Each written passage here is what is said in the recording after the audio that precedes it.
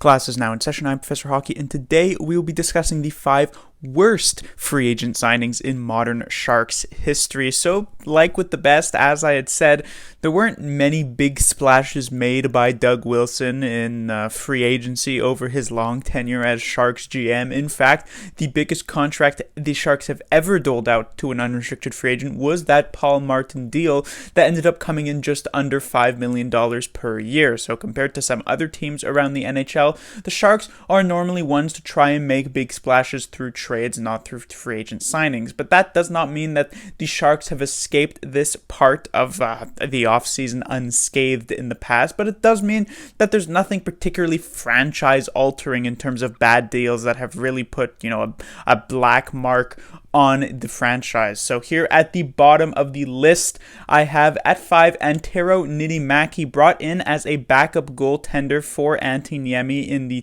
2010-2011 season. The Sharks had just dropped off Nabokov as well as Thomas Greiss, so the Sharks were looking for a new goalie tandem. Antti Niemi brought in as the starter, and so to get a Finnish duo, the Sharks bring in Niittymaki, 2 years, $2 million. Niittymaki only ends up playing a single year with the Sharks before leaving the NHL for good, and in that single year as backup, he did not perform particularly well, actually was quite bad during the regular season. I will at the very least always remember his strong relief performance in the first round of the playoffs that year against the Kings, where Niemi had let in 4 goals. Right at the start, unanswered, got pulled, and then Niittymaki only let in 1 for the rest of the game en route to a Sharks 6-5 overtime victory. However, besides that, Niittymaki never really did much with the Sharks and would end up bowing out. In 4th place, I have Michael Haley. Now, this isn't because the contract was particularly bad. In fact, Michael Haley, each time he signed with the Sharks, or at least this first time, was a league minimum deal, 1 year. Really not a big deal in terms of actual numbers against the books. However, the reason I look at this as one of the worst free agent signings is because this seemingly attached Michael Haley to the Sharks organization. Haley ended up playing almost 100 games with the Sharks over the few years that he sort of floated around the franchise, and I always view that as a bad thing because to me Michael Haley was one of the worst Sharks players of this decade in terms of actual skill. He just wasn't really able to do much of anything. He had hands of stone and was just all around a pretty bad player. And while I know a lot of Sharks players and maybe even some Sharks fans like to say that he was a glue guy in the room and he was a good influence in the locker room, based purely on the ice performance, which is the only thing I can actually judge fairly, he just was a terrible player, and yet DeBoer felt the need to put him in the lineup more often than he should have been. And so this original signing of Michael Haley back, I believe in the 14-15 off season, to me was viewed as a pretty bad deal. In 3rd, we have the Michael Handzus contract. Was brought in after he did not re-sign with the LA Kings. He was viewed as a solid two-way centerman, a 30 to maybe 40 point type of player. So the Sharks bring him in 2 years, $2.5 million per year, which I may remind you at that time was actually a pretty decent amount of money, and comparatively at this point, if you take it with the same percentage of the salary cap, is probably over about $3.5 million. So clearly this was, brought in to be a potential, good third line center to, maybe even flexing up to a second line at some points.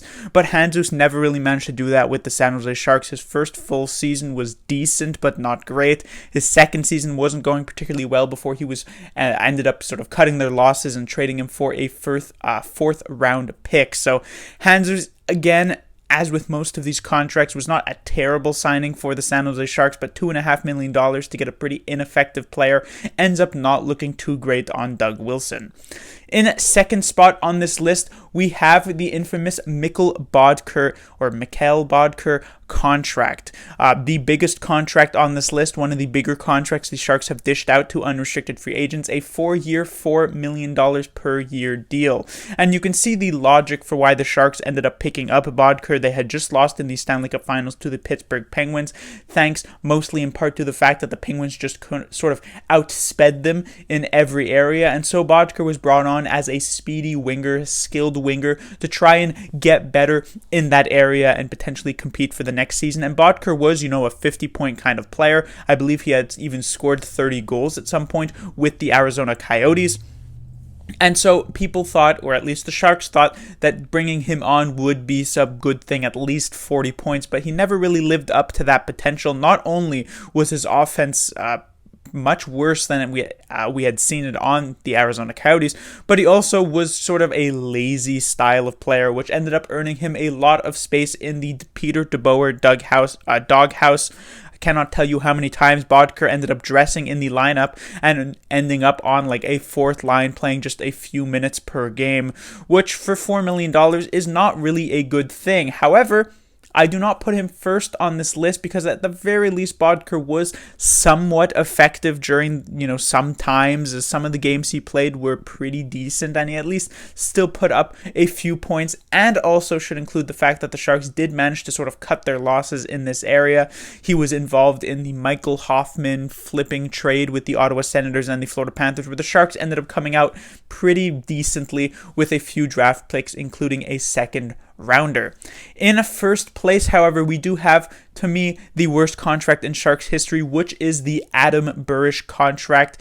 For some reason, Doug Wilson felt as though Adam Burish deserved a 4-year deal, even though he was basically just a fourth-line grinder, at almost $2 million per year. Burish would come onto the Sharks and basically do absolutely nothing. He was ineffective at best, and he was a straight-up liability at worst. He was injured for a lot of the time, but even in the games that he did play, he literally did nothing. There was an entire year. 15 games is not a huge sample size at all, but getting 0 points during 15 games puts you on pace for surprisingly 0 points over 82 games, which isn't a great look for a player making almost $2 million. And as I said, you take a look at percentage of the salary cap then to now, and this is a player making almost $3 million in this situation at this point, and paying a player make over almost $3 million at this point and getting 0 points out of them over a year, not that great. And so Burish ends up playing almost 90 games with the Sharks, basically putting up 0 points, being a straight up liability. In the end, the Sharks ended up putting him on waivers, at which point no team in the NHL decided to pick him up, unsurprisingly,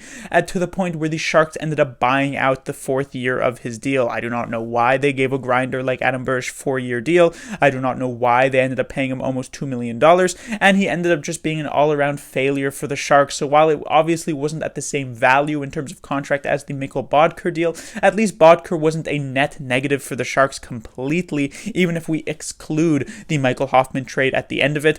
But Adam Burish was just a complete mess throughout and ended up being, in my opinion, the worst free agent signing in modern Sharks history. Class dismissed.